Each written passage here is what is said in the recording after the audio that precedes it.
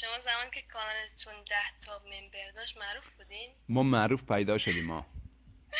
تو حاشیه باید برین دیگه، انقدر آدما توی رو باید مه حاشیه درست کنین که توی مه چی کار ممبراتون میکنی؟ برن بالا. گشنته بعد اینکه دارم اوغانی میگم گپ من بزن، نگفتم اوغانی من گپ اونقدر بزن. معروفم، من دارم واسه شما مثال میزنم که نه قشنگتر مثال درک کنین نزن، قضیه. مثال نزن، بعد اوغانی گپ مردم بزن. واسه من ما تو مهم ریج من چی اوغان میزنم، نمیزنیم، ما تو چرا ریج اصلا مهم نباشه، من دارم واسه افغان همین نمیدانیم. میخونم. چپ شو، چپ چپ، فقط گوش کن، کسایی که صدامو دوست دارن دارم گوش کن.